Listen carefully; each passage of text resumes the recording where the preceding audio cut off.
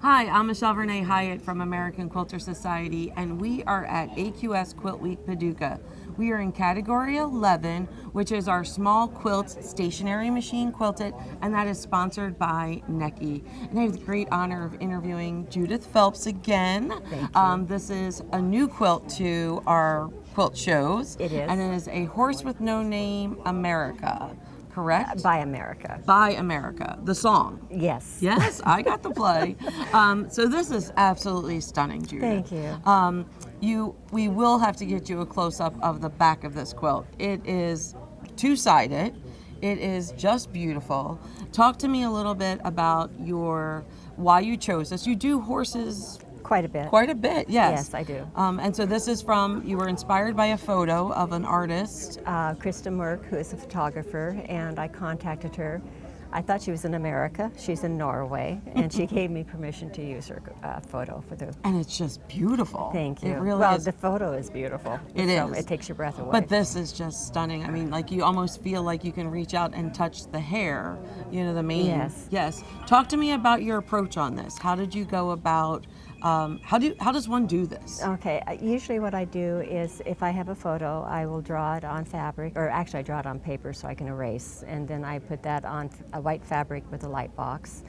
From there, I will paint the cotton fabric, and the reason I paint it first is so I will know where I'm going with my colors. If I have a color here, then I know that I can put that color over here. And I change my top thread and my bobbin thread every time I change colors.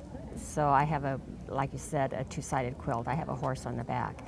After I have painted it, I will sandwich that with batting and then black fabric on the back and drop my feed dogs in free motion quilt or thread paint, whichever way you want to call it. Yeah, it's just stunning. And it took third place here. It did. And so Judith gave us a little bit of a scare when we were hanging quilts the other day.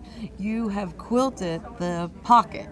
I have. For the quilt. So tell me about your thoughts on that. It is a two-sided quilt, and I want my backside, if I'm going to call it that, my backside has to look as good as my front.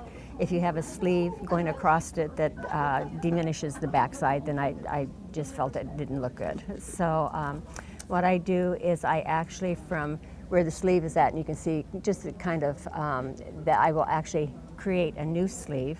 I thread paint it, and then I put binding on it and I attach it, and I actually sew through all the way. I thread paint the sleeve down on the other side. Yeah, you can't even tell it's there. And when I say it scared us, it's because of our rod pocket system. We were like, how are we going to hang this? Right. So, but it is absolutely just stunning. Talk to me a little bit about the eyes. Like, how do you go making them so realistic? It's one of the areas that, I'm not naming names, but at times judges say, well, they nailed it with the exception of the eyes, but yours are fabulous. Thank you. So how do you do that? I pay special attention because I think eyes are the soul of any animal or any person. I mean, the expression of them is what makes the animal. And so I will, this eye probably has, I would say, maybe 10 or 11 different colors in it. Really? Yeah. So, and I will go back, and if it's not right, I rip out and redo it. Now, are you using any, visual assistance when you're, working on this? No. Or you're just doing it with your doing regular glasses? Yeah. Right, and I do it on a domestic machine. Yeah, And, stationary. right, Yeah. and I am getting to the point now where I have lots of lights around around my machine because it's hard. It's hard to see getting her. the right light. Yes. Yes. Well, it is absolutely gorgeous. Do you have your next quilt in the making? I have ideas. I don't have it actually in the making. I'm going to start teaching, and I've been trying to get curriculum up for that. Yeah, So- look out. That takes your time.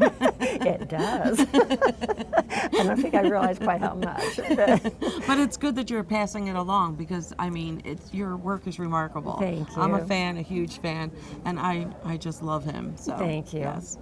So you too can enter an American Quilter Society contest. We have 5 shows a year. You can find out all the information on our website, AmericanQuilter.com. Our 2026 rules are up and available with those contest contest dates. If you have a quilt ready, you could still get into Lancaster, but the time is ticking away. So we hope you enter your quilt. We'd love to see you, and we'd love to interview you.